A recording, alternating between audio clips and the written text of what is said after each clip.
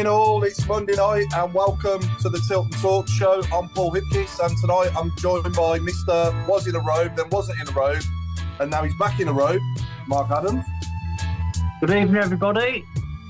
The Chairman Alan Watson. The Chairman Alan Watson. Good evening everyone. The one and only Claire Giblin. Good evening. Mr. Craig Courtney. Good evening, everyone. All the way from the States, Mr. Mark Meredith. Evening all. He's not, he's in St Andrews, look, he's behind him. And last but not least, the main man on the buttons, as usual, Mr. Chris Brown. Good blooming evening. So 5 on the trot it is then. 5 wins on the trot for Blues in our 5,000th league game. We celebrated a 2-0 win at Rotherham and then a good win for the ladies yesterday as well, a 4-0 victory over Portsmouth at home. So we'll sort of pick the bones out of both games as we go throughout the show. But I'll start with Rotherham away, and I don't think there was ever going to be any doubt, was there, Claire? You know, once we kicked off, really, we sort of weathered an early storm from them-ish. But then once we sort of got going, that was it, wasn't it? You know, 2 great goals, and Davies come in at the back, didn't he? Covered for Bielik quite comfortably. And then I'm not going to lie, I was surprised when he started Lyndon Dykes instead of Alfie May, but he did hobble off a little bit, didn't he, against Wrexham? So it was probably a precautionary thing, I thought. But yeah, give us your thoughts, Claire. I know you was repping us there as always. Yeah, I think it was a good game, to be honest. I think first 10, 15 minutes, I think we were sussing them out. I think they just launched the ball forward. But from then on, it was probably one of the easiest football matches I've ever watched us play. And it was like a training session. Yeah. We could have scored more. It's a shame we didn't. We were shocked about Dyke starting, but I think he came out and said May was poorly throughout the week or something. So, But it's nice though, isn't it, that we can just have someone slot in and it worked exactly the same way. Yeah. I thought Davies played really well covering Bielik. I think he's third choice 100% now, and it wouldn't worry me if Bielik was injured or anything like that. I thought he just came in. Yeah. But the 2 in the middle, Awata and Paik, are just sensational for this league. They are head and shoulders above the rest. Yeah. But the one person that really, really, really played well is Williamson. 100%. I've got to admit, I've never really noticed it before, but I had Holly and my mum next to me. And we were watching, because it was like a training game, you ended up watching their movement and things like that. And Williamson, the amount of space he creates, and he just drifts into different areas of the pitch to create the space. He was incredible. And I thought, actually, it's changed my mind. I was a bit like, oh, I'm not quite sure about you. But actually, I think he did really well. The goals were good. The atmosphere at our end was brilliant again. I think, the different songs we created for different people, and it was just so easy. And I think Evans knew that we were going to come there and we were going to win. I think that's why he was so, giving us plaudits beforehand. But it was like a training game, and it was a clean sheet, which is finally something that we've wanted and needed, and hopefully we can build on from here. But we're still unbeaten, so. Yeah, absolutely, yeah. And can that last all season? We'll see. It's one game at a time, but, I don't think it's beyond the realms of impossibility. I don't at all. And what I've got to say as well is that I thought that was Hansen's best game for us so far. And I'm loving Gardner-Hickman as well at right back. He's just bombing forward down that right side and causing all sorts of problems. And dare I say it, Claire, but he's got a better delivery than Laird, hasn't he? He's delivering into the box. He's got a better cross than Laird. Yeah, I think our left side is better than our right. Yeah. If you're talking about balance, I think Laird does. I mean, Laird is only 21, 22, so he needs to work on it. So I think Gardner-Hickman, he's used to being in the middle of the park, so he should be able to be up and down, up and down. Yeah. I think that, got at least, technically, we've got 3 right backs, haven't we now? So it's a good position to be in. Yeah, no, 100%. And like you said there, Williamson, I don't think he gets talked about enough. He's kind of...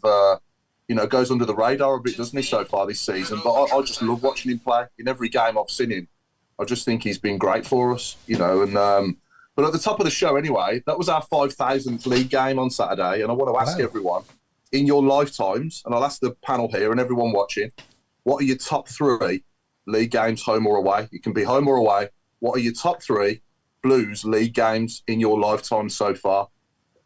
Obviously, I know we can't remember all 5,000 of them, but, just pick your top 3 league games in your lifetime so far that you can remember. League. But yeah, Craig, 5 wins on the trot. Great win again. Well, my 3 or the weekend, because in terms of the weekend, it was a complete training game. Once they got that control across the midfield, there was absolutely nobody to touch them. And Awata, the Celtic fans talked about the fact that they would miss him, and boy are they missing him, because he's just coming in, and every time he's in front of goal at the moment and he looks to strike, it's not one that's going wayward. You can look at it and think it's not going to hit the corner flag. They say this is going towards the goal, and it was a great strike for the first goal. Set up beautifully again through the passage of play. What can we say about the goal for Stansfield? I mean, firstly, what a finish, but secondly, what a ball from Williamson. It was just phenomenal. Yeah. And overall, I think that was the thing. Evans he'd gone public beforehand. The guy said it last week on the away end. They had no optimistic approach to this game whatsoever. They were defeated before we'd kicked the ball, which, that's sad when it comes to a football club, but also that's credit to us and the way that we're going forwards. I'm still going to have a think about my top 3 games. One of them has to be Sheffield Wednesday at home when we had the Larson goal from the halfway line. That was phenomenal goal. But for me, number 1 has to be Villa at home in 2002. That Monday night.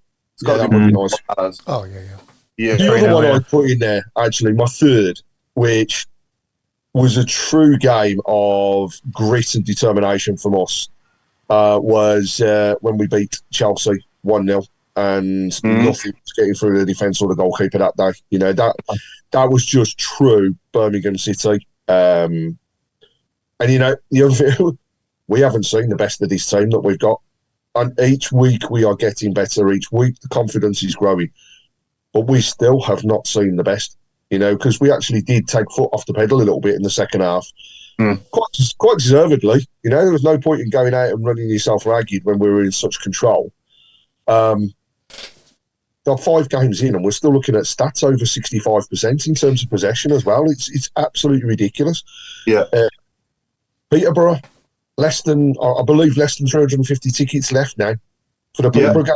So I reckon we'll go into that weekend with another sellout game. Just would never, ever call it. This club is well and truly on the up. Yeah, absolutely. A certain Michael Woods has said it's an impossible question, sorry, and then he's just answered the question. It's Michael Woods. Alan?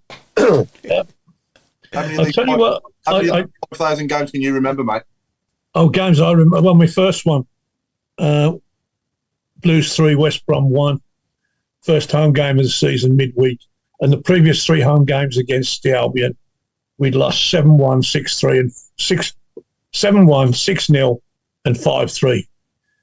And my dad took me, say, well, don't have too much hope, we're going to get another tatering. But we didn't. And the thing that sticks out in my mind, Gordon Astle cut in from the right and smashed this shot past Jock Wallace, and it got stuck behind the stanchion, right? It went into the goal on the up and stuck behind the stanchion, and Jock Wallace took 10 minutes to get it, prize it out. It was that kind of shot. But that was my first ever. I got to go with you with the Villa game. And I'm struggling for a third. I love them Albion and Wolves games in the mid to late 90s when Addy Bowler and Unlove tore them to shreds. Yeah. Them games, the 7-0 at Stoke as well was special, wasn't it? And the 7-1 at Oxford. There was a lot of good games under Trevor's regime, God bless him. And then Brucey, obviously, as well. You know, that I remember that when we were 2-0 down to Wolves and Devlin got the volley to make it 2-2. And that kind of like kicked us on then, didn't it, into the playoffs? And we sort of hit the crest of a wave after that to get promoted. I think I'd throw Stoke in the mix because A, couldn't stand them, and B, it was so nice with... It wasn't Lou Macari, it was his mate, Dave, whatever his name, I can't remember, who'd taken over then. and they, deserted us to go to Stoke and took a lot of our players. And then we turned up a couple of years later and stuck 7 past them. And I remember going to the car, and the car park was empty because all the Stoke supporters, who normally would have been trying to get at us, were inside the stadium throwing the season tickets at the boardroom. And, we got the most comfortable ride home ever. Yeah, absolutely, yeah. Mark Meredith, I mean, I don't like living in hindsight, but if we could have put that 11 out at Rotherham last season, instead of having the likes of Oliver Burke starting for us, we might be still be in the Championship now, mightn't we? Yeah, definitely. Like you said, let's not live in the past. Let's live with what we've got. But yes, certainly, I think we've got a much stronger squad of players and a good mentality definitely moving in. But, them games are nice because it was a team that we did play last year. So it is a team that did come down from the Championship as well. So it gives you that little bit of a match of where we are from last year. But I agree with everybody. It was an easy one. They had their 10 minutes run round at the start, and then when we got going, I don't think there was going to be any other outcome, was there, for the game? Davis great, Dyke's great. We've already mentioned the normals.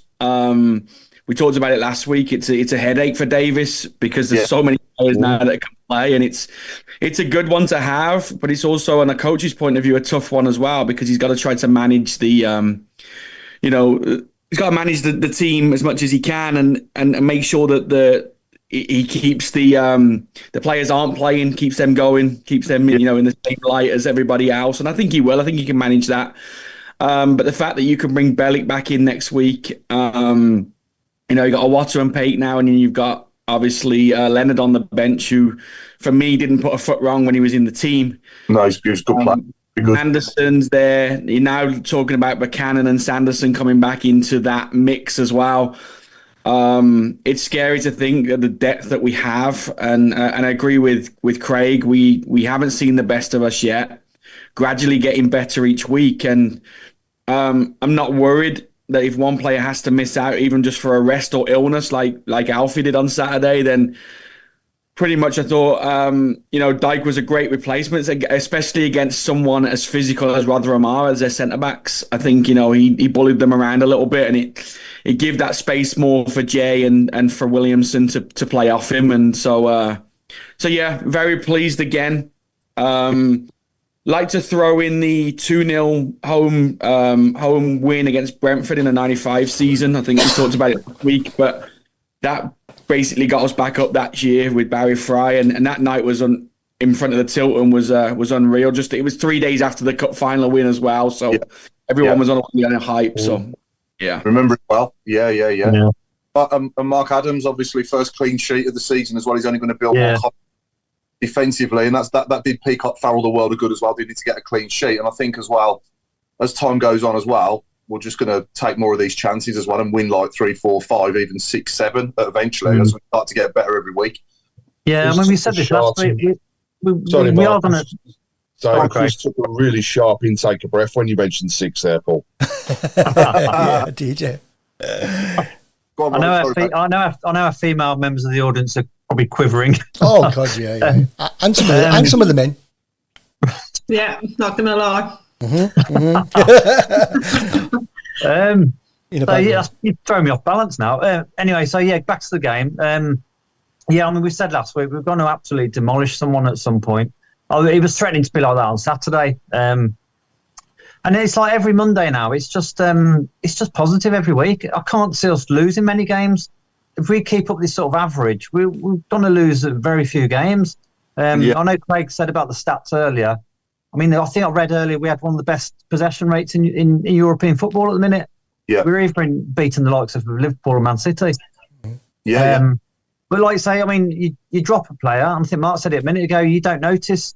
It's so seamless when somebody comes in. You're not weakened at all. No. And it's just absolutely. I can't believe this is the same sort of squad that went down because well, it's not really, but you know what I mean. It's only a few months ago. It was all doom and gloom, but now it's just a million miles from that, and we've come so far in such a short time. I can't see anyone stopping us going up. I know it sounds really early in the season, but I just can't see it. I just can't see us not going up. No. Because we just get better and better on and off the pitch as well. So, I mean, going back to the 3 games, Paul, I just thought, I don't know, I'm thinking of the Ipswich, the home game of the Worthington Cup. That's one that stands out. That's League game, league game. That's a cup game, Mark. Oh, sorry, yeah. Anyway, listen, I was thinking about that, but then I thought, it's a league game, isn't it? But no, I think Bolton away, I mean, that was a classic one. I think going to Bolton. When Djukovic scored. What's that, sorry? You mean the one under Gary Monk when Djukovic scored? When we stayed up with Lee Clark, sorry.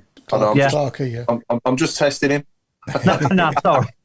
No, but I mean, like I say, the Villa one, I think the Villa at home, that just straight away, as soon as you said that question, that's the first thing that came to my head.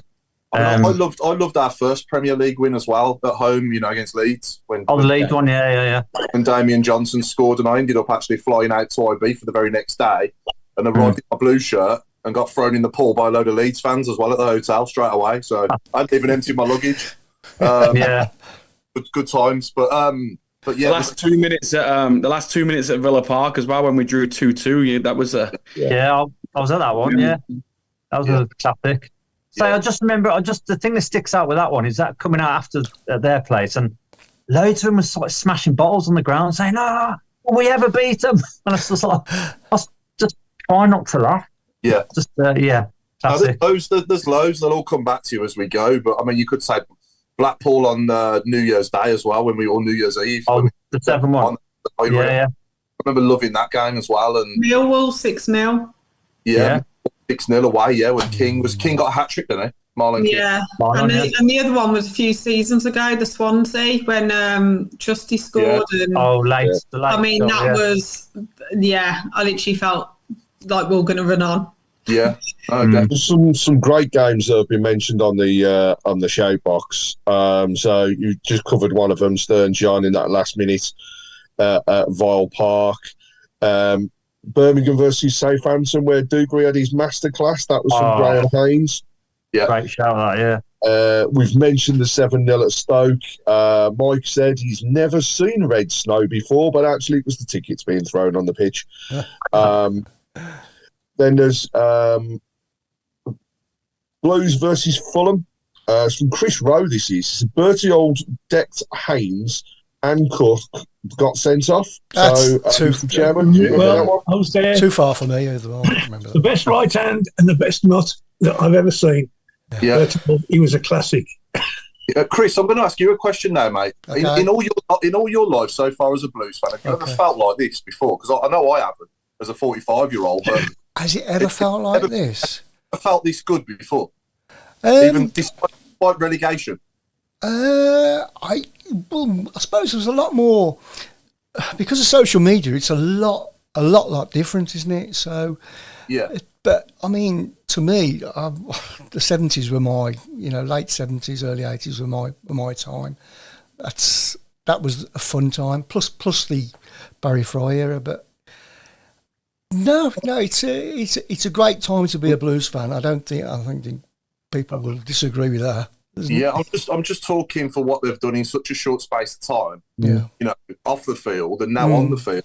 This squad of players for me is championship ready. Like Gary Cook said, we're going to build a championship squad in League One, ready for next season. And my God, have they done that? I think some of these players could even go on and play in the Prem. Not saying all of them, but I don't think they could have a problem. I don't think Cochrane would have a problem. Does anybody think that some complacency may slip in, or? I don't think he'll let them. After hearing him every week, I think that they're always like, right, on to the next game. Yeah. On to the next game. And he's got such a good mentality. I mean, I watched some of the Tottenham games recently, and you can kind of see where he's got it from. Yeah. Like the Tottenhams and the Celtics and the Liverpools, you can tell that he's got the winning mentality there, which I think is different compared to an old school. Yeah, although we did win a trophy more recently than Tottenham. Yeah. I think just on that, Paul, I was just like, for me, it's just the same sort of feeling as the 95 season. I I was obviously more excited on the 95 season because I was an 11-year-old boy. And I think when you're a child and you see how much success you're having and get to Wembley, you win a championship and all that sort of stuff. You know, I'm 40 years old now. I obviously can't get to many games, not living in England anymore. But that 95 season for me would never be better for just a kid seeing that. Yeah, yeah. Every time I watch a game now on the TV, I get them same, butterfly feelings again on this year. Like we can be better. We've definitely got a better squad, I think. But we talked about it last week, didn't we? If you put those two squads together, then that's one hell of a 11 we have. Oh, yeah. I'm just talking as a whole package, the club on and off the field at the moment. Oh, yeah. Is in an unreal place. I mean, we broke our transfer record. We broke the League One transfer record 3 times in one window, and it's just, I just have to keep pinching myself and thinking, am I going to, every time I go down there as well to a game, it's like, am I in the right place here or what? The whole feel around St Andrews now is so different every single game. And just to add to that, Dennis has confirmed that our average possession so far this season has been 68%. The nearest club in Europe, 60%. Wow. And yet, it's a beautiful game in Europe, apparently. If that's the case, are we playing a beautiful game? I still think, we'll continue those levels. And a team is going to take a spanking. A team is going to take a spanking. I was about to say that we're taking that much of the ball every game, which I know we are, and we just need to be a bit more ruthless, don't we, and put the ball in the back of the net a bit more often, or maybe a lot more often. Because I think we've only scored more than 2 goals in one game. Is it? Was that Wickham away? Yeah. And Wrexham home. But Alan, what about you, mate? In your lifetime so far, have you felt this positive about being a Blues fan before? I don't know about positive, but I've never felt like this about Birmingham City. Whether that's positive, I tell you something. On Saturday, I was nervous, and it's a different nerve when you go into the last game of the season and you don't win, you're going down. You can be nervous, but I suppose it's a bit of a negative thought that when's this going to stop? Somebody, we only have to have a referee like that idiot we had against Fulham, give the opposition a stupid penalty or do something, and it caves in, and I'm nervous that today could be the day. 20 minutes into that game, that nervousness had gone. It was just sitting. In fact, the second half, I got a bit bored. Come on, get a goal. But I tell you what stuck out on my mind is the certain play, like take the goalkeeper, just as one example, right? He had a problem against Wrexham, right? And he punched the ball the wrong way. He had exactly the same problem on Saturday when a big bloke got near him and he punched it away behind him, out of danger. And I'm thinking, that's an improvement. And then you go the other end of the pitch and the Norwegian, the left winger, he suddenly starts to look really dangerous. Now, that was my complaint about him. He hasn't really grasped the net, but he did on Saturday. Okay, we didn't get a goal from it, but he had a keeper made a wonderful save to his shot. He got crosses in. He kept the pressure up. And I tell you, the bloke, the first time he touched the ball in a blue shirt was against Rangers, and he come on the pitch and he passed the ball to their bloke. First kick of the game, I thought, what on earth have we got here? And that is Clara. And he was sensational. Yes, there was a lot of them were, but he was sensational. That's business that Bielik does, i.e. getting the ball, passing it forward, or bursting forward, passing it forward. He took that role over and he did it brilliantly. And it allowed Davies just to play centre half in defence. Yeah, he started coming forward, which again was an improvement on what he did in the first game he played. And I could see different people think, well, that's better. You get caught there sometimes, but he didn't. He went through the team. So consequently, we have improved virtually every game. Yeah. and that's the thing that stuck out of me. And I must admit, I missed the start, and suddenly somebody mentioned Dyke's name, and I thought, well, hang on, if he's in, who's missing? And I had to work out who was missing, and it was Alfie May. And it was 15 minutes before I realised that there weren't the same people on the pitch that I thought were on there, and it was seamless, absolutely seamless. Yeah, good point coming in from Bill Mint as well. Please remember we are a League One team in League One, big jump up to the Championship and miles away from the Premier League. I totally agree, Bill, but I do think having watched all the last 30 seasons now, more or less, in the Championship, most of these players are more than capable of stepping up to the Championship. And then, we'll see where we go from there. But there's no doubt if we do go up this season, or when we do go up this season, we do need to make more additions, don't we? We will make more additions next summer, or even in January. Even can we see us signing anyone else in January? Do we need to? Wagner's already said the spending hasn't stopped. Yeah, and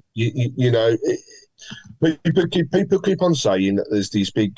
Yes, we're first division. We've got to go into the Championship. Then we're going to see an increase with the Premier League. We could hold our own at this present moment in the top half of that Championship. I have no doubts in whatsoever we could hold our own and potentially push on.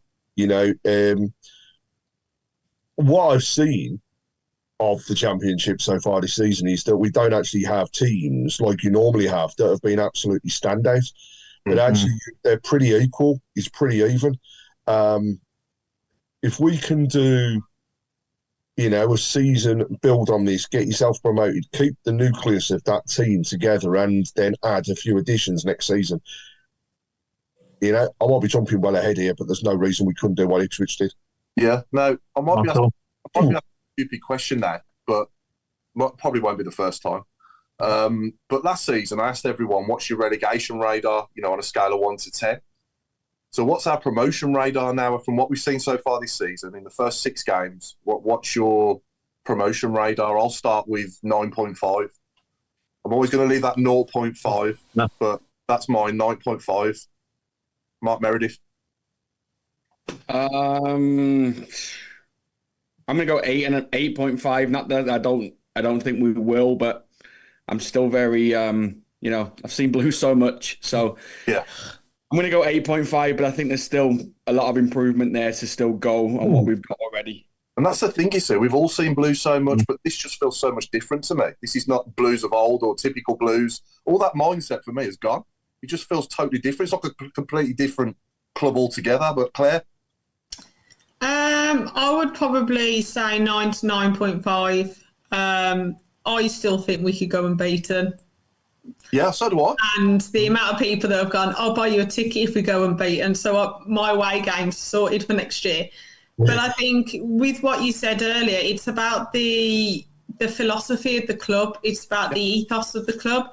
Now, if we're winning games, confidence is building, we're playing a style of football. To me, I know the goal to the Championship is bigger, but if you've already got that philosophy of play, you've already got the ethos in the club that if anybody turns up, everybody in every position, even, the under-21s going down are playing that way, you've already got a foundation. So why can't we? Like Ipswich did it. Southampton's done it where they've dropped down and they've gone up. I know the Wolves aren't doing very well at the moment, but they've done it too. So I think it's about building momentum. It's about confidence. Like, we've been a club for years that's had zero confidence. Even when people have walked through the door, they've probably gone, oh, this is Birmingham City. We might lose most of the games. We'll be scrapping relegation. I think if they turned up now, number one, they've seen the football under Chris Davis and probably gone, I want a bit of that. And number two, they see, right, they're winning every week, so there must be something good. And we're exciting to watch. It's the first time I go to a game and go, oh, I'm going home going, well, that was fun. That was good. Yeah. You want more, but it's brilliant. So I think a 9 to 9.5, always a bit sceptical. You never know.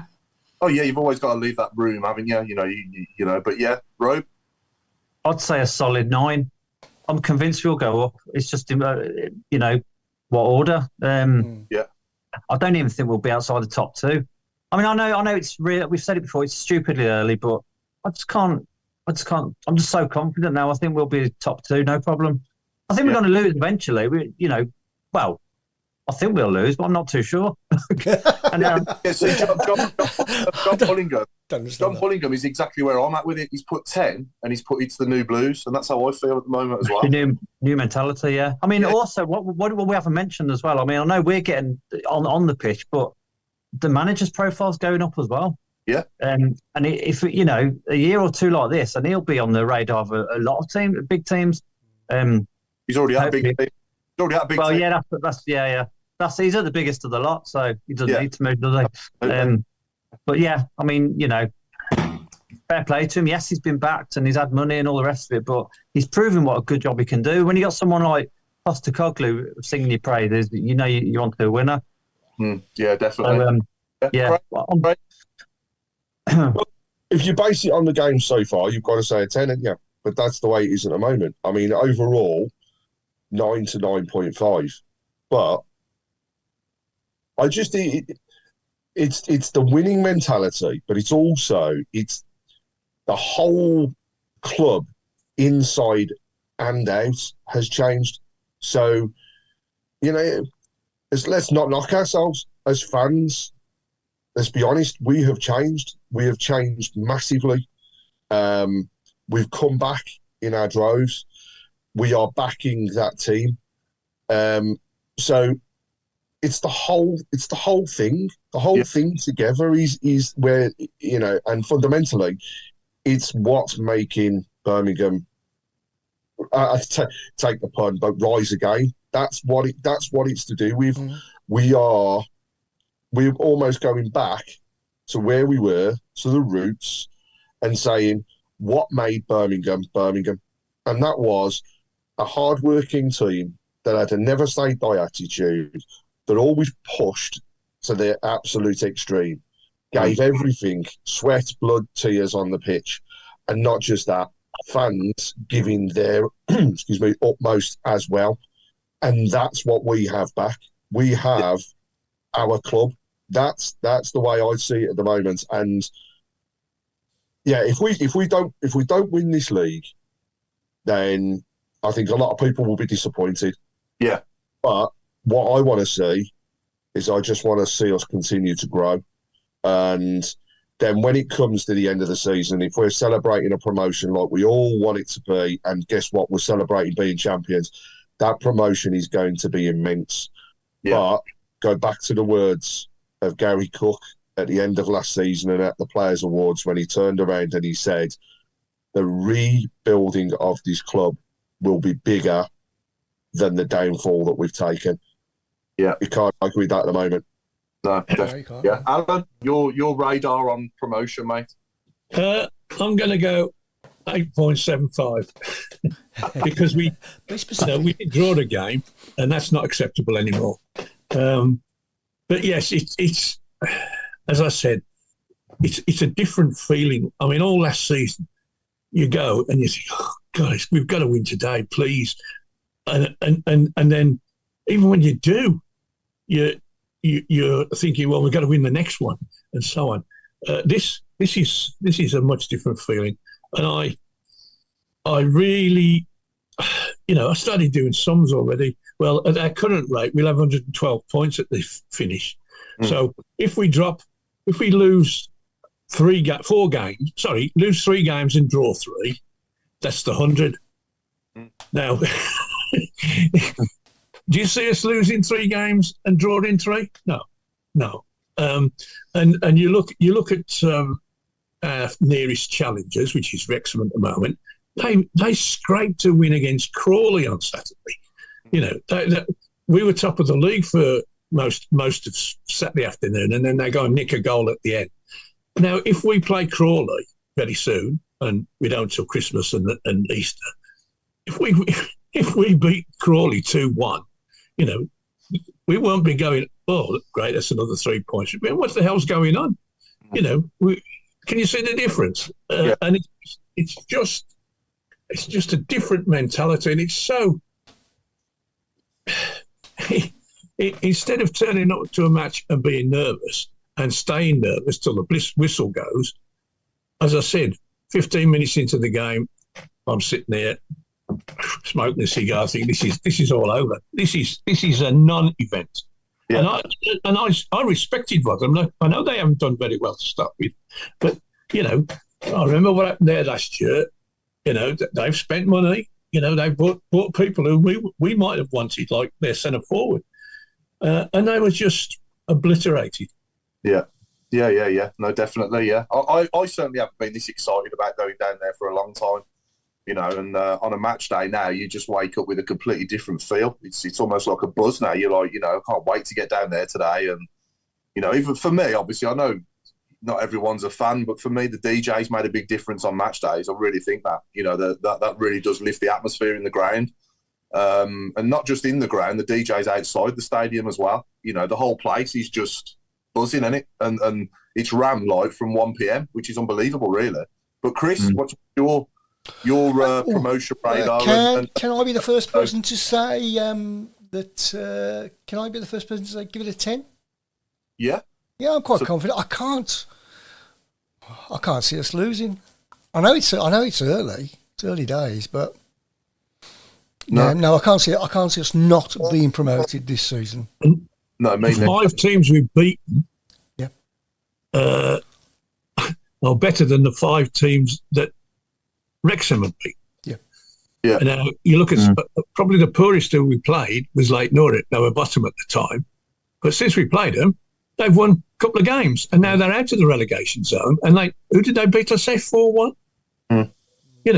Stockport. Stockport was another team. I'm thinking, oh my goodness, we never do very well there. Blah blah blah. They're on a roll, etc. etc. etc. And they get beat 4-1 by Leyton Orient. What am I worrying about? Yeah. I mean, the next 4 games, sorry, Paul, I think the next 4 games were, I think obviously we've had 2 of them, but I think this was always when we got the fixtures, the 6 games where you can kind of see where we were. So obviously we've had like Wrexham and we've had obviously Rotherham, we've got Peterborough, who are normally a really good team at this level, Huddersfield, you've got, I think, is Bolton coming up as well. We've got a few that we know are going to be round us. I mean, we've already beaten 2 of them quite easily. So again, I think after these next 4 games, let's see where we are. Hopefully we've won all of them, but there might be a couple of, we might hit a patch, I don't know, but I can't see it. But I think these are the best teams to play against to see. Well, definitely. Yeah. We appreciate everyone's comments as well on the chat and on the shout box. So Chris, any sort of highlight? On YouTube, there's quite a lot of the confidence is running very, very high. I just let the fans remember this when we get to the Premier and don't expect more and more like before. It'll kill the atmosphere. I don't understand that one. I'm sure we'll do well next season too in the Championship. I'll be surprised if we didn't strengthen in January, says Mezking. And also, can anyone see us not smashing everyone this season? That's the thing, isn't it? Yeah. I mean, for me, what you say there is a good point, actually, because this January, obviously, the restrictions aren't as tight as what they are in the Championship on the FFP in League One. So if we are, say, come January, 8 or 9 or 10 or even more points clear at the top, whatever it is, they might just think, right, okay, let's do it now. Let's go and spend another 15, 20 million if they've got it. Yeah. I know they've got it, but if we can, should I say, and make ourselves even better, ready for the Championship next season. Yeah, regardless of the work being done, a lot of praise has got to go to Chris Davies, hasn't it? Oh yeah, as Jamie Ephracratis said. Gardner. Yeah, Gardner. I think he needs a shout because a lot, Iwata's come and said, like a lot of them have come and said we were so happy that we're playing for Craig Gardner as well. Yeah. So whatever he says to them, however he sells this project, he must be doing a really good job. Yeah. 100%. Yeah. And we've got things as well that outside of what's happening on the football pitch are what are making the difference to the club. So it's been mentioned a couple of times on the message board, but something as small as today's announcement of having a shuttle bus running from the centre of Birmingham to the stadium and back again, before and after games. Yeah. We would never, ever have had that from our old owners to have this opportunity to make sure that they can help the fans as much as possible. Yeah. And when some people will say trivial and small, but when something like this happens and it creates such the amount of talk and positivity again that it has done today, and when you think about the announcements of Delta, the announcement now of Nike and the kits for the next few seasons, the announcement of Undefeated, it just shows that we are also a global brand. Yeah. We are now known worldwide, and that can only get bigger as well. But huge thank you to the club, because you've listened to the fans. You've heard that there are problems getting to and from the stadium. Yeah. You've delivered the feedback. We've been asking as fans, for years now, and the club have acted. Yeah. It's brilliant. What's next around the corner? There's loads, Craig. Trust me. Horsley Station to be revamped. Yeah. Get our own tram. What are we going to do next? Let's not remember that. I bet that wasn't cheap. And the fact that they called it 1875. Excellent. I'm not being funny. Like that, it's the little details that I find. So whenever we go to the Blues meetings, they've got so many ideas that they want to do. I mean, thankfully, the other week Gary Cook sat with us for half of our meeting, and he was very open and honest about everything. Like, for example, the phone line. The phone line that we still use is the same number as when Gary Cook was there at 9 years old. It hasn't changed. So literally, if you're having problems with the phone line, it's not just, it's everything. Like literally, he was reeling them all off, and we were just sat there in astonishment. And the fact is, we've got people behind the scenes that are, NFL people as well. So there's going to be more and more, especially within the ground before kick-off. So with the getting in there early, getting,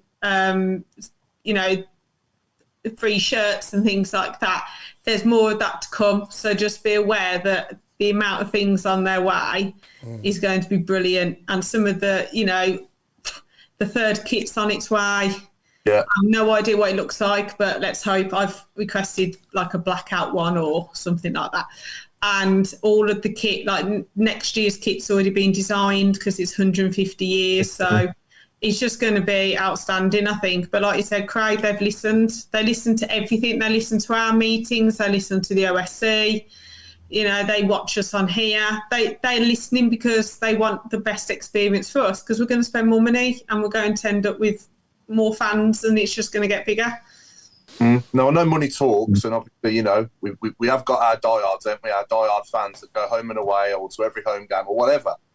And what we don't want is them being priced out. You know what I mean? As we get bigger and better, you don't want them people being priced out just because of money. And I think I've mentioned it before. And there was a guy with his son, and I don't want to be negative at all. It's all positive, but my only request to them would be just make sure we're not pricing out our diehard fans. Yeah. You don't want that to happen, do you? Right. Totally. I think there's going to be unfortunately, at some point, it's going to cost a lot of money.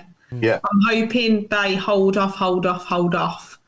But I think, Man City, they don't do everything for cheap because they need the revenue to buy the better players. So hopefully we've got a few years left. You'd like to think when we've got a bigger stadium, they'll have more people in there, and then they'll be able to charge, a reasonable price, I'll say. Yeah. 62,000 at 20 quid a touch is £1 million. I was just going to say, and on that subject, people scoffed not long ago about us building a 60,000 stadium. We need it now. Yeah, I know.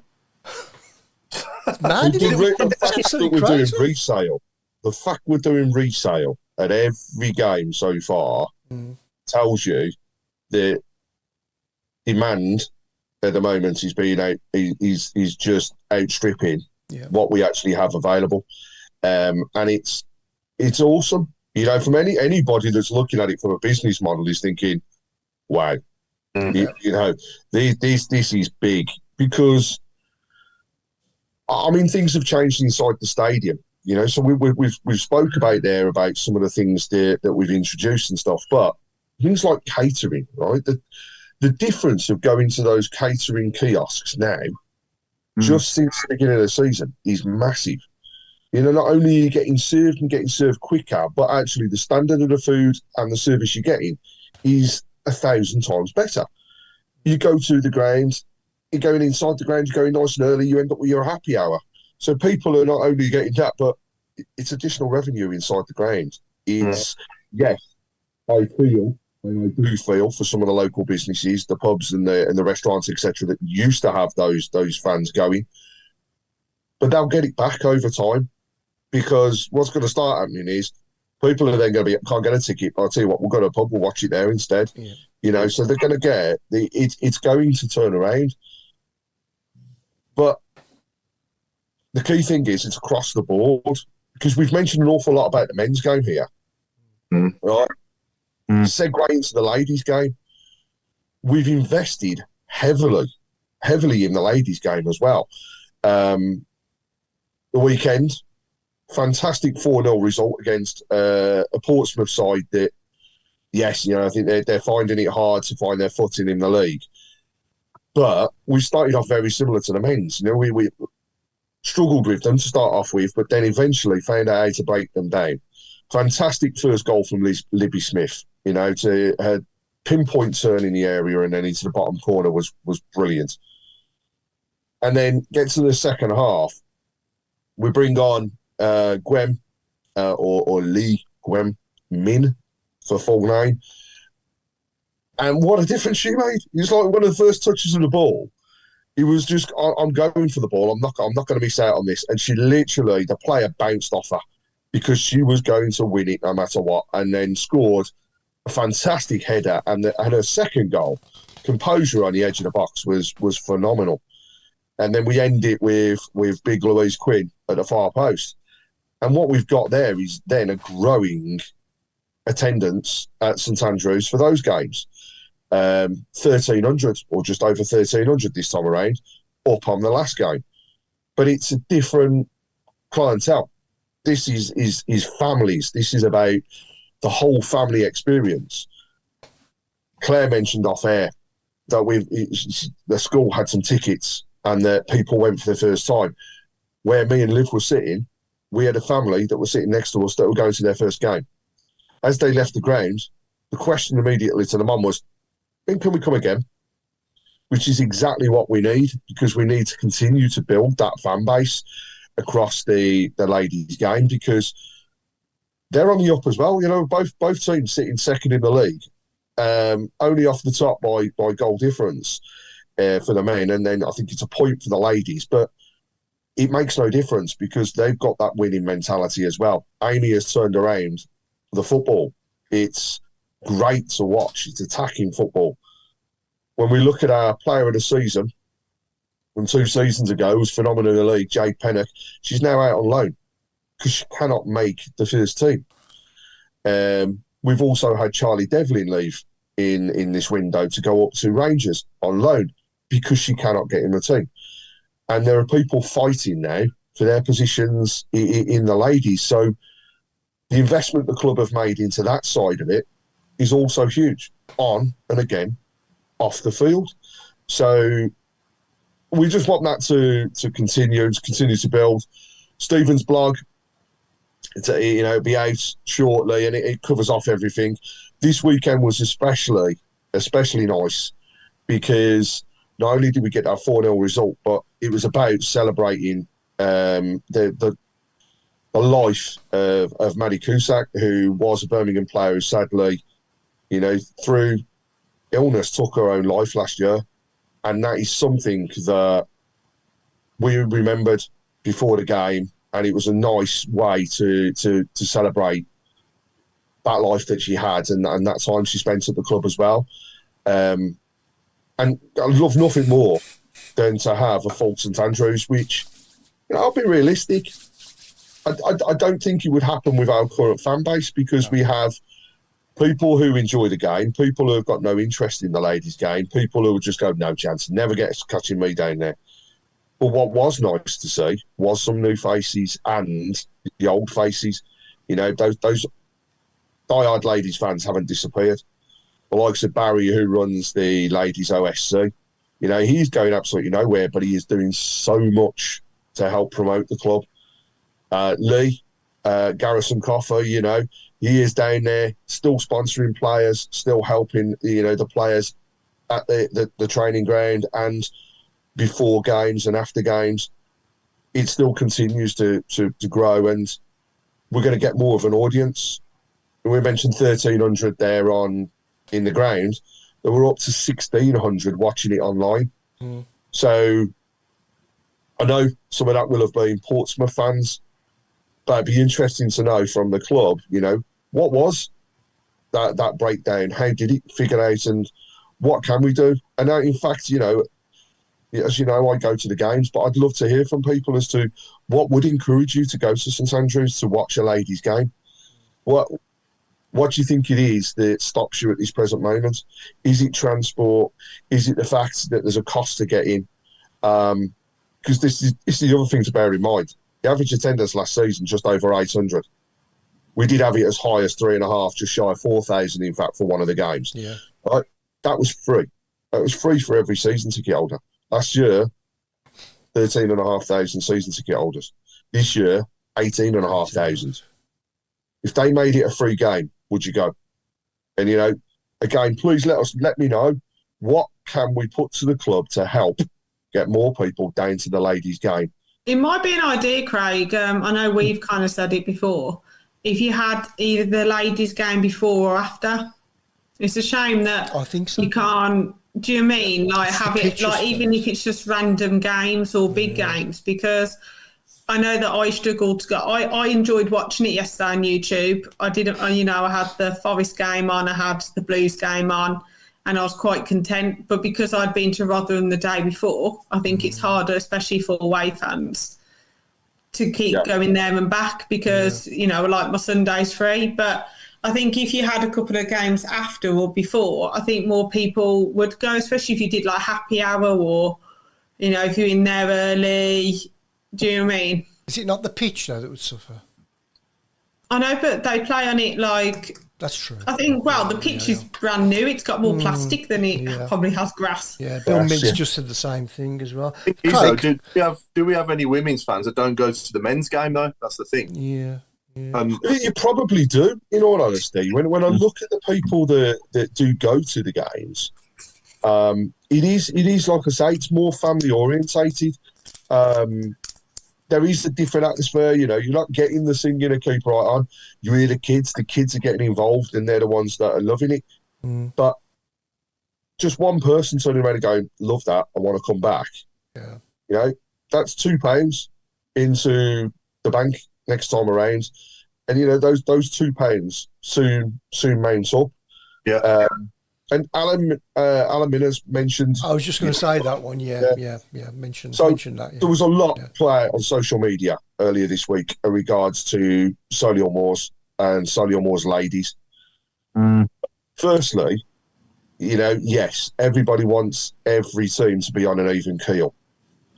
However, I want to highlight that from a Solihull Moors perspective, their women's structure is completely different to ours. Firstly, there was a lot of comments slating Solihull Moors Football Club for this. Their ladies' team are not owned or run by Solihull Moors Football Club. They are run by a charity that is the foundation. So from a clarity point for everybody that was like, why are the Moors, leaving them out? Why are they not doing this? Why are they not doing that? Yeah. It's the foundation. It's a charity. So therefore, if money isn't coming into a charity, they're not going to be able to afford all the time to go out and do the different things. And, we'd love nothing more than for that to happen. But that statement that was made whilst a lot of it can be taken forwards, and the statement from Solihull Moors Foundation stated that they take on board some of those comments, please also bear in mind that a lot of what was put in there was not factually true. So, we've mentioned social media being a power at the moment for football. It's a power for negativity as well. So it's a lot better and will get better. And I'm sure that the foundation will work with that team at Solihull to make sure that things can continue going, and that as an ongoing concern, these things can happen. And don't forget, the Solihull Moors Foundation is just like BCFC Foundation. It's a charity. So therefore, you can donate to them. You can donate to the foundation via their website. You can donate to BCFC Foundation via the app, the BCFC app, the foundation website as well. So if you're passionate about it, you can always help out. So there, just to clarify that.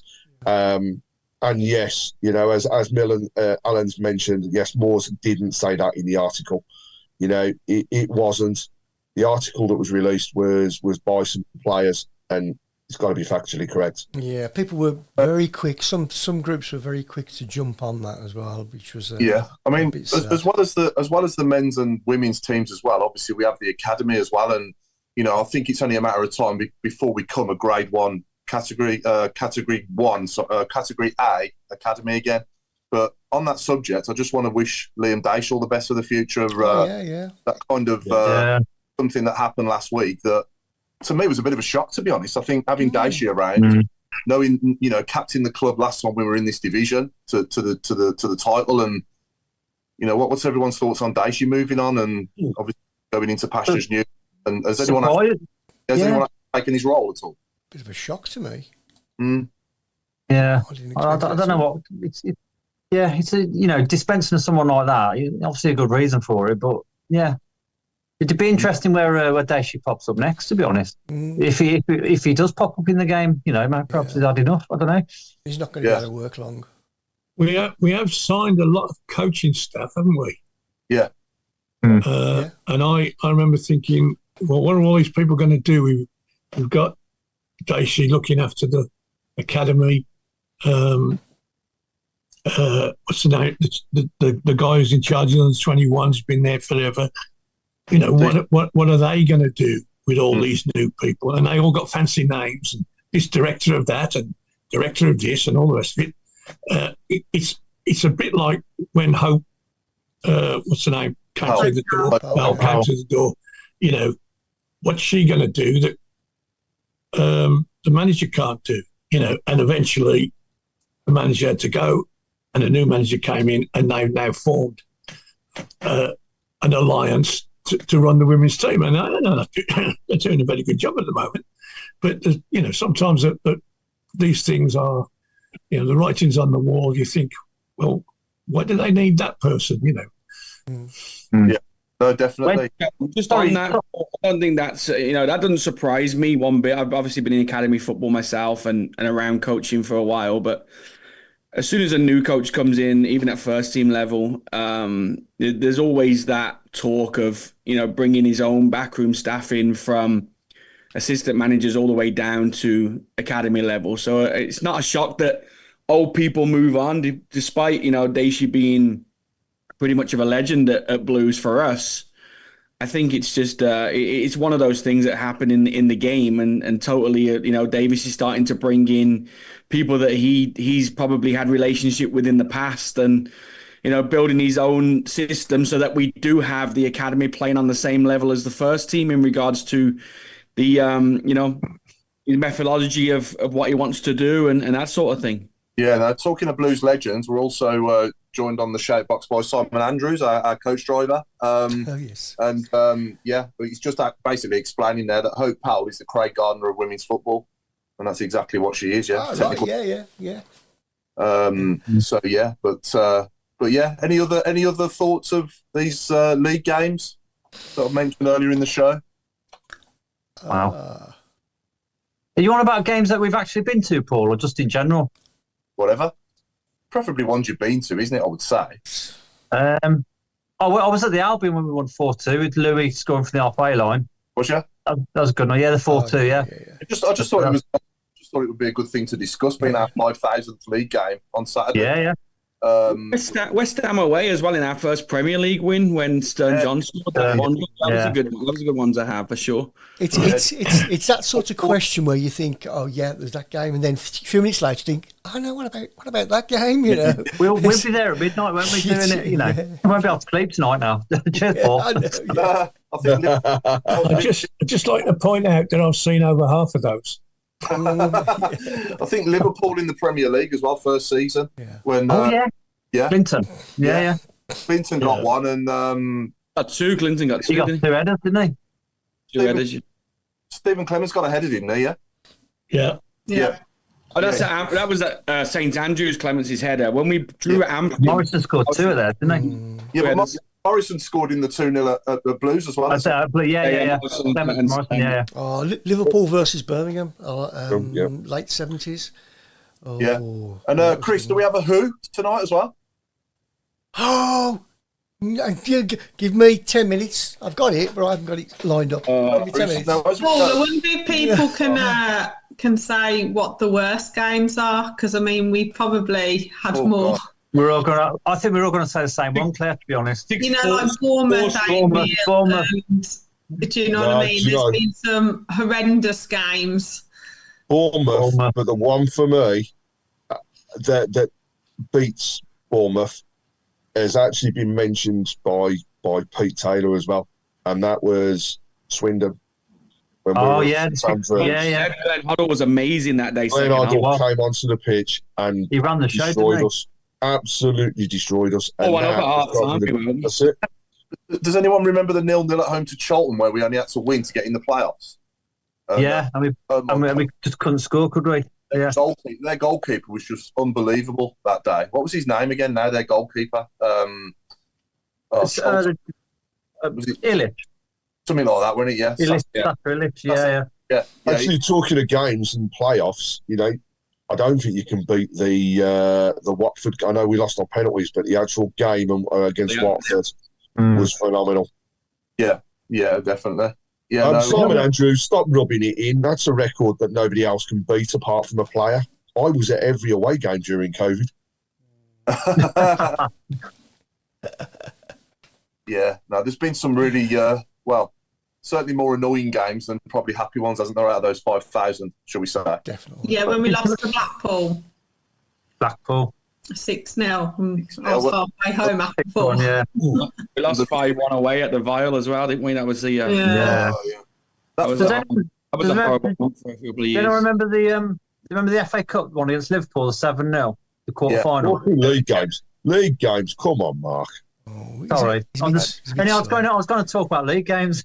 Can you take him up? What annoyed the hell out of me as well was the first time I seen us lose to them up the road at St Andrews as well when Phillips scored. O'Leary jumping around. Yeah, I hate it. Yeah, that really. Yeah, that was horrible. Jim Toney has said, Tranmere away, even though we were relegated, the atmosphere was brilliant, and what a legend Basil was.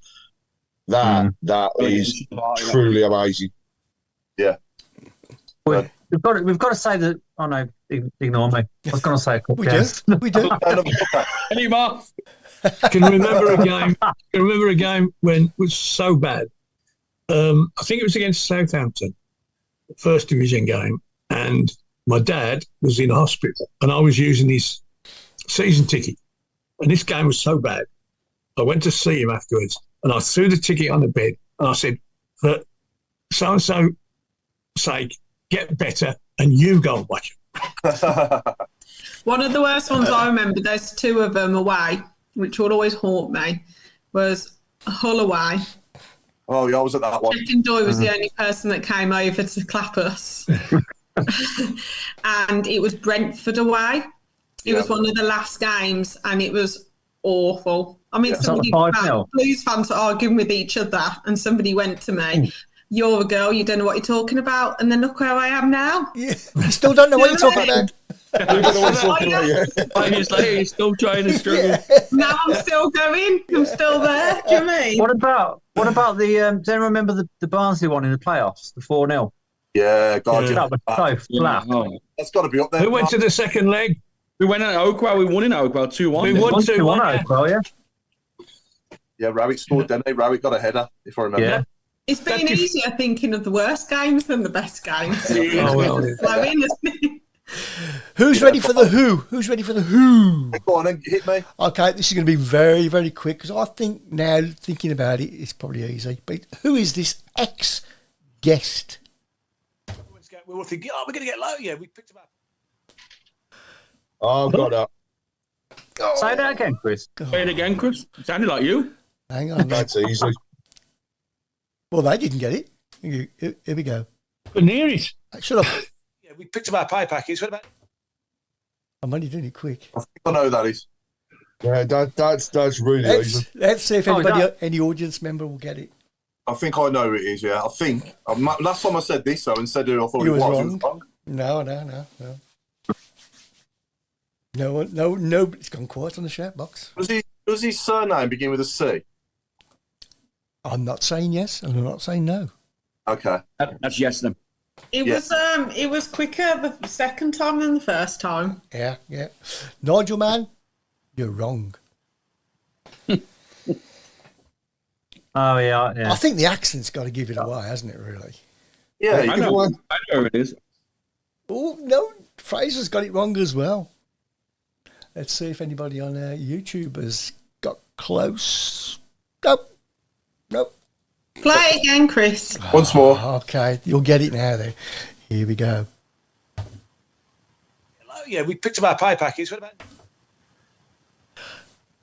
We picked up Yes! Oh, nobody's got it. Oh, I can't believe this.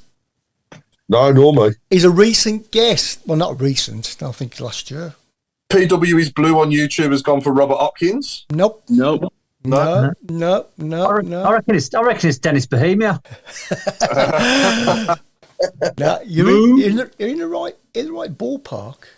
As we know, we're sponsored on the Tilton Talk Show proudly by AMG Logistics, and I'm hoping we'll be joined by Andy Griffiths in the not too distant future as well. If not this coming Monday next week, the one after. But we'll see. I've just got to get his sorted for when he's back off his hollybobs. Okay, good stuff. So yeah. It's not Painter or O'Connor or Paul Caddis or Paul Devlin. Okay. I might have got him stumped this week. Mark Meredith's doing an Alan Shearer celebration for some reason. I know, sir. Yeah, I know as well. Yeah. I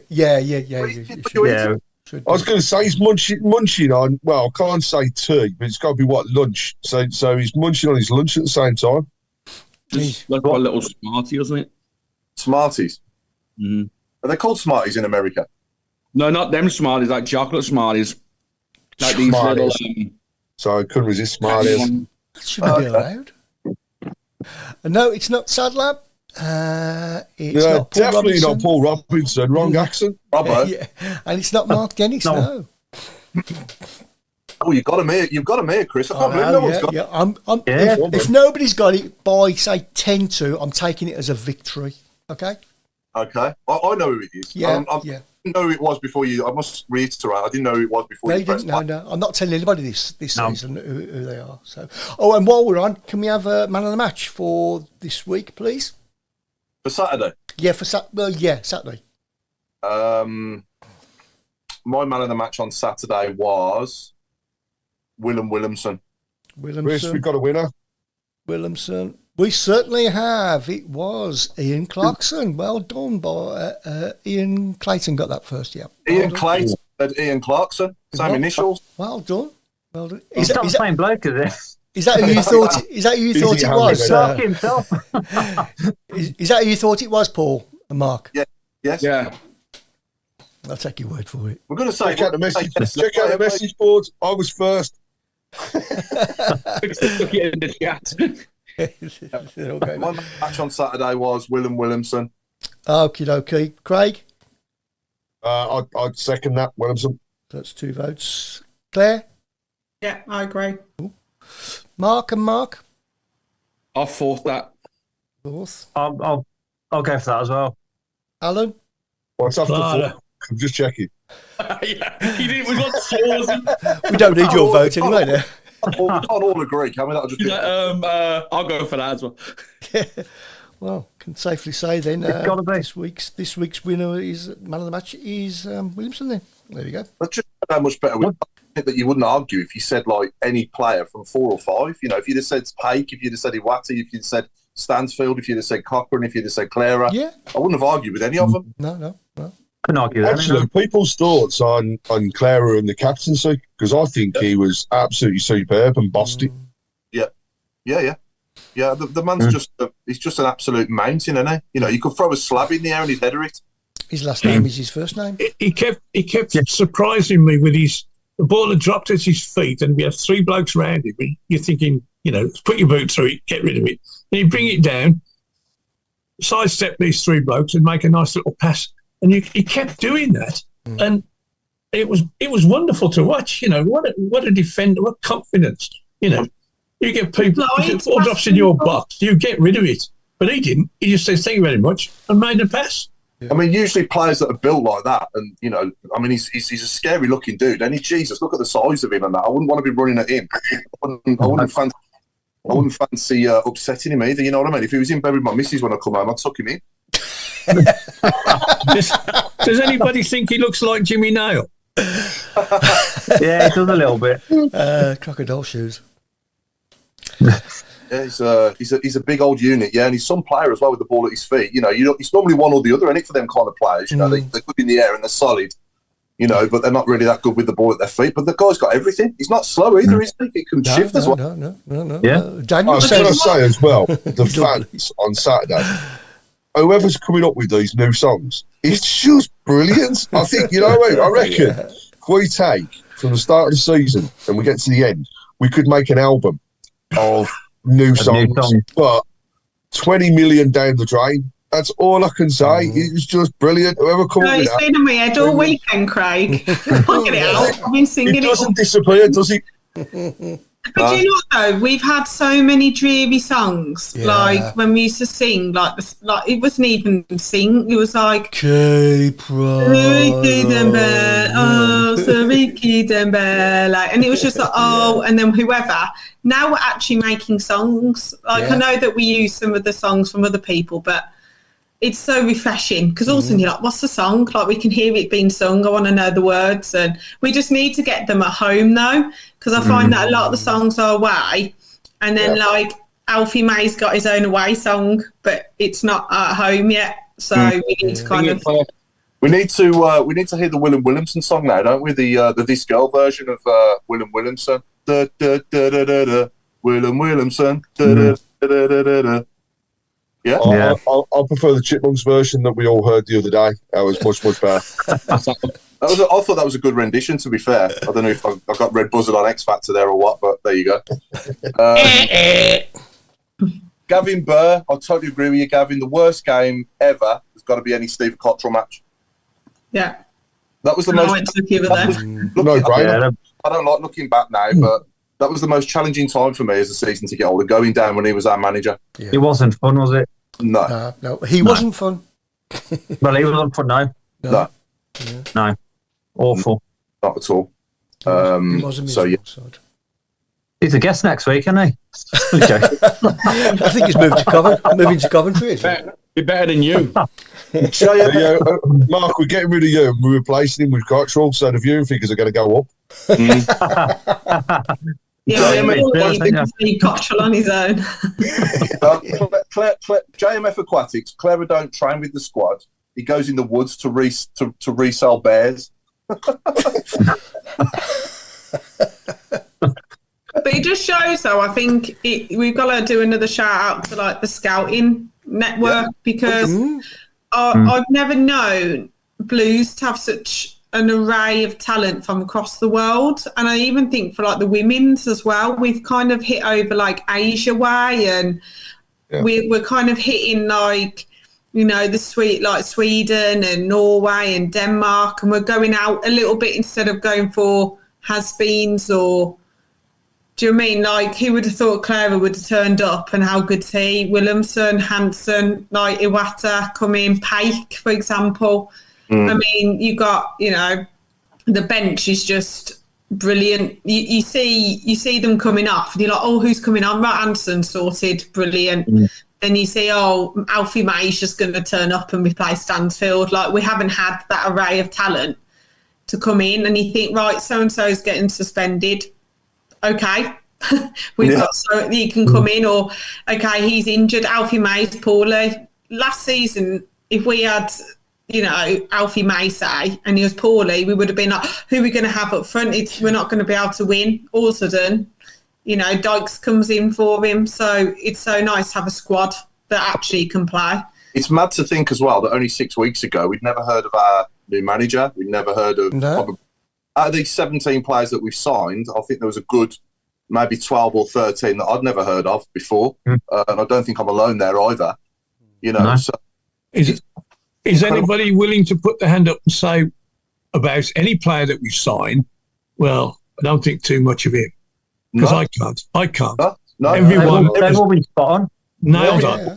Every single one of them is bringing something to the party, aren't they? Yeah. Absolutely. There is one which I know that a lot of people are saying is you got Samstead, who is a known right back, and you're playing a central midfielder at right back. So do you know, like, if you've got Gardner Hickman playing, what is it that Samstead isn't? Because surely he was supposed to be the sub right back. That's the only thing that I know a couple of people have said, why is it? And I was like, I don't know. Is it fitness? Is it getting up to speed? Is it, I don't know. But he would be one that I'd be like, why isn't he playing then? Why are we having to move Gardner Hickman? Is it so he can play? Because obviously at the moment there's no chance he would get in the middle. If he was picked on Saturday, you wouldn't go, well, what's he in for? Would you? No. You'd say, that's fine. When he's come on the question this way as is that good? Why isn't he in? Yeah. But best midfielder in this league last season can't get in our starting 11. That's scary. Yeah. And that, you know, that's the way you kind of look at it at the moment. That shows the true strength, but also it shows the character of the players that are sitting there, because they could quite easily go, stuff it, we couldn't care less. But no, it's more of actually what am I going to do to make sure that I'm starting the next game. So, like the weekend, do we think he'll change it up and will Bielik immediately come back in? Yeah. What I noticed on Saturday at half-time, when the players were going off, Alfie May in his tracksuit shook hands with about 4 or 5, the 2 strikers that were on. He shook their hands and 1 or 2 others. And I'm thinking, this bloke's been left out today. He should have his backside in his hand. But he wasn't. No. He was poorly, though. He wasn't dropped. He was poorly. Yeah. Well, whatever the reason, you know, he was dead behind the 2 blokes that were playing in his position. Yeah. You know, there was no, you know, I can think of lots of players who would have walked off down the tunnel and moped. But Bielik was there as well, wasn't he? Yeah. He was tracksuit, and you know, he travelled with the team and everything. You know, he could have stayed at home, but no, he wanted to go. So yeah, superb. Yeah, no, they're definitely all you know, on the same hymn sheet, aren't they? They're all working as a unit, every single one of them. Yeah. I think going back onto Stamstead, he's done okay when he's come on the pitch, but I don't know if Gardner Hickman's ever played right back before in his career. Obviously, I've not really followed him closely before he's come to us. But I think when he signed him, somebody mentioned he's also played at fullback. He's a good fullback. It didn't surprise me that he played there, but it surprised me that they left the other guy out. Yeah. What had he done wrong? You know. Yeah. No. Has he started a game yet, Stamstead? Has he actually started at right back yet? No. I think he played the Warsaw game. I think. The Warsaw game. But who'd have thought Leonard had been left out? I thought Leonard would be one of the first players. That's right. And the other guy. Yeah. But at some point, we're going to have the games that come thick and fast. We're going to be playing Saturday, Tuesday. We're going to have injuries. We're going to have suspensions. Yeah. It's a squad game now, and thankfully, you look all over the pitch and you're thinking, wow, like, you know, if Iwata wasn't playing and Leonard played, you wouldn't be worried. No.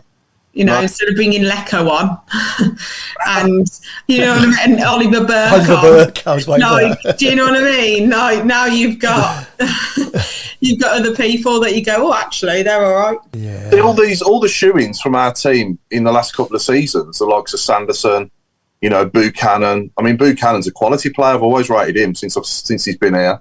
Even I'm going to put Jordan James in there as I know he's moved on, but does Jordan James, if we still had him get into this team, I'd doubt it, Well, he can't get into French into Rennes, can he? I think he played like 26 minutes all season. Really? Yeah. So, I don't think we're missing anyone who's come out of the team, with all due respect to them. I think anyone that's still here that was getting in the team regular, that's ready to come back, he's really going to have a game getting back in, especially Saturday, the way Davies played when he played on Saturday, and the way Bielik and Clara have formed that unreal partnership, Consistency by all of them, isn't it? Yeah. I mean, Jordan James is a good example. I liked him. Yeah, and I did, yeah. But I have to say, was he consistent? No. Sometimes he'd be great, and sometimes he'd be very ordinary. And, the old card went up, off you come. Yeah. And you think, well, you're not surprised that he's been dragged off, Yeah, but other times he's tremendous. Having signed the likes of Sam Cosgrove and, Greg Stewart in recent years and all these players in Scotland, I was a bit hesitant when we signed, obviously, Cochrane and these other players from Scotland. But my God, Cochrane is a proper player. He's probably the best. He's the best player we've signed from Scotland probably since Darren Randolph and Murphy, probably. David Murphy. Yeah. We said last week, Paul, Cochrane could walk into the Premier. I think he'd play in the Premier League. Yeah, I do as well. Yeah, really do. Yeah. I think Hickman played right back for Albion for most of his time he was there, though, right? Yes, that's right. Yes, that's where he played. Steve Bruce told him that that was his best position. Is this Gardner Hickman, yeah?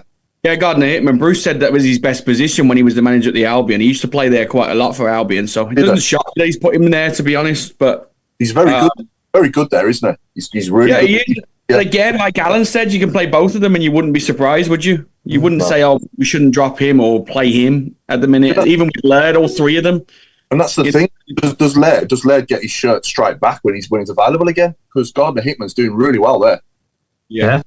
It's healthy. It's a healthy problem to have, and it's good competition, and it's certainly a nice headache for Chris Davies to have, isn't it? And like you said earlier, Claire, we haven't had these problems for years. I don't think we've ever had this strength in depth in my time going.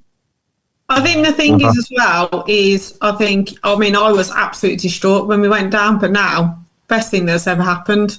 Yeah. I think with the money we've spent, with everything, they've had a bit of time now to kind of go, right, we need to reset. This is how we need to do it. I think they owned up with the Rooney mistake. Yeah. And I think that's the mistake. They've got it out of them early, and then they've thought, right, we need to get a good young manager in, refreshing, play the way we want to play and get players in that want to play. And the players that they've got rid of and the players that they brought in is chalk and cheese. The attitude, the commitment, the work rate. I mean, could you see Bakuna running after half these players? No. Could you see Hogan running? No. Some of them, even the youngsters going out on loan, it's refreshing that we've got Dixon scoring goals. I know it's a lower league, but again, he's playing like professional, like men's football. You've got Donovan playing. You've got George Hall. I think he's injured though, isn't he? Off last month. But at least we've got people. We can actually send Tyler Roberts out on loan. We can do business. But the thing is, it will be obviously when we do go up, and then if we do well again, it will be then the vultures around, right, Cochrane's, can we keep hold of them? You know, like all these other players, are they going to stay or are we a stepping stone like what people have used us for before? That's going to be the thing. But I've never seen a squad like it. No. It depends. I would say if it was me in their shoes, it depends who wants me. If somebody like Brentford want me in the Prem or, even the likes... Everton. Like mid-table, low-end Premier League teams want me, then I'd be thinking to myself, well, I'm going to stick it out of Blues because this club's going somewhere and I want to be part of that. Can we actually break the tradition of being a selling club? Is what we want, isn't it? We've just prized Jay Stansfield to step down 2 divisions. Yeah, incredible. So that tells you that this Blues is completely different to anything we've experienced before. And if we sell people, let's sell them for what they're worth instead of people getting a knockoff price. Yeah. Do you know what I mean? Like, that's what we need to start doing. Obviously, I don't want any of them to leave, but in future, can we start being, instead of selling them for 2, can we sell them for 7 and get the actual money for them?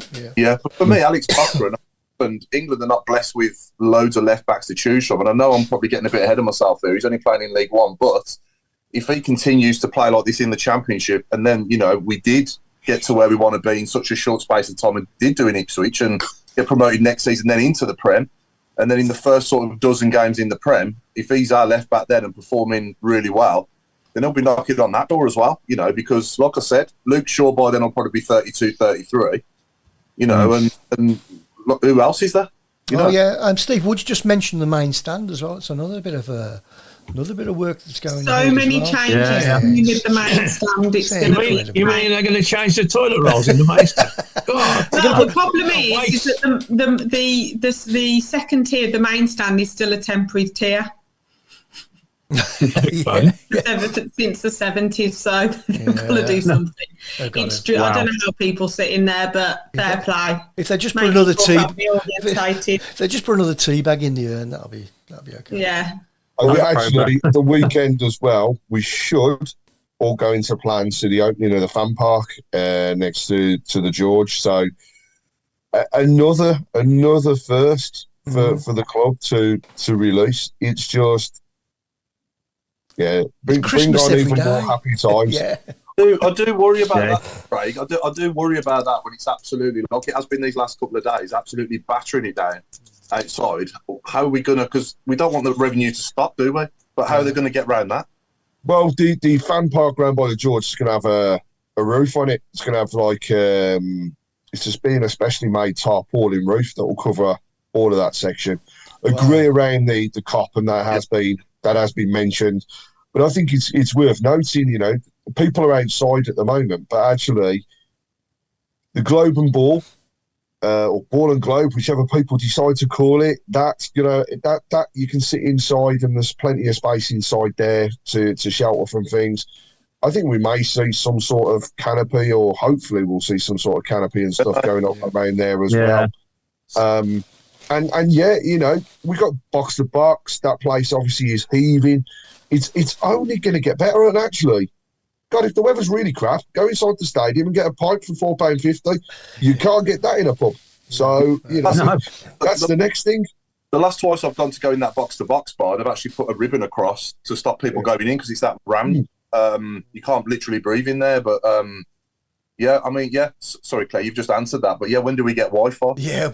It should be soon. Good I think Wi-Fi. it's just getting it all set up and running. I don't think it's as simple as people think. Nah. Okay, no problem. And let's end on predictions. Then I know we've only got a couple of minutes left now, haven't we, Chris? So we've got about 40 seconds. Yeah, so let's go around quickly then. I'll start with Saturday. I think we'll win 2-0 again. Craig? I'm going to go big. I think we could have a 3 or a 4-0. We need it. Okay. Claire? 4-1. Oh, we're conceding. I always say we concede, and I seem to get the goals right, so that's where I'm at. Okay. Meredith? 2-1 Blues. Roe?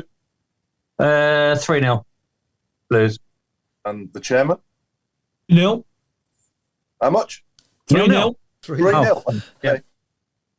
Chris? Yeah, I'm going to go 2-0. Okay, I went 2-0. I said 2-0 last week, by the way, as well, at Rotherham. There you go. Then. So, Jason Hughes has said 2-0, Mandy Irvine 2-1, Mark Hadley 3-0, Paul Lilly 3-0, Mike Hill 3-0, Nigel Mann 3-0, but could be 6. What are you trying to bring on, Nigel? That's all I'm saying. We've got Simon Andrews 3-0. Pete Taylor, it's happening this week. 8-0 Blues.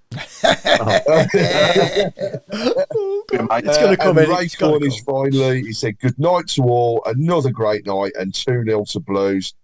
And I've got Livy with me, she's saying 3-0 Blues as well. And on YouTube, Mazza King says 4-0, JMF Aquatic says 3-0, and Susan Norton says 3-0 to Blues. There we go. Now, on the subject of YouTube, please give our page a subscription as well. Subscribe to the channel on YouTube as well. And obviously, thanks for those that watch on YouTube. But yeah, we've been the Tilton Talk Show, sponsored by MG Logistics. I've been Paul Hipkiss, and it's good night from me, and it's good night from Claire Giblin. It's good night from me, and it's good night from Craig Courtney. It's good night from me, and it's a good night from the only true Mark. So over to you, Mr. Meredith. Thank you, sir. It's a good night from me, and it's a good night from the chairman. Thank you. Good night from me, and a good night from the lesser Mark. I know you wanted to say skid mark. It's all right. Lesser Mark. Good night from me, and it's good night from the man who pushes all our buttons, Mr. Brown. No, I haven't been listening. Am I the last one? You are the last one, I think. And it's a good night from me. Good night. Keep right on. Good night from Harley's Dogs as well. I can never forget that one.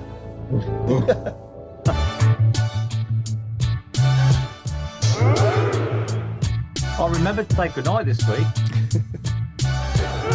Whose house you in this week, Mark? Well, there are lovely Yes, you should have Waka Waka on. Waka waka. Yeah, sure. Whose name's on that robe? BCFC Mark. Oh, that's all right then. Thought you might have about it. this couple Which Mark, though? Broke into, eh? Which Mark? I'm amazed you found a house with another Mark in there as a Blues fan. Well, anyway, this couple have gone to walk the dog, so I've been watching them for a week. Hey, she's my ex-wife, Mark. You're good. By the way, my bucket's full. We are only joking. He hasn't broken into the house. Yes. No. Not yet. And No. the leather gloves from the balaclava was a coincidence. You normally only keep them for weekends. What's that? Oh, thought I had a door going there. Hi, Eau Claire. Sorry, I was just watching the Stansfield goal again. What a goal. I'm looking constipated as well, Meredith. Anybody got a lemsip? Actually, I didn't mention that game. Huddersfield away in that shirt that you're wearing there, Mark. Good night. Oh, yeah, great one. Last game of the season. We're still live. Didn't have time because Robe was mentioning cup games for the... I know, yeah. I said it's our 5,000th league game. You spoke about 5,000 cup games. I'm chuckling to myself because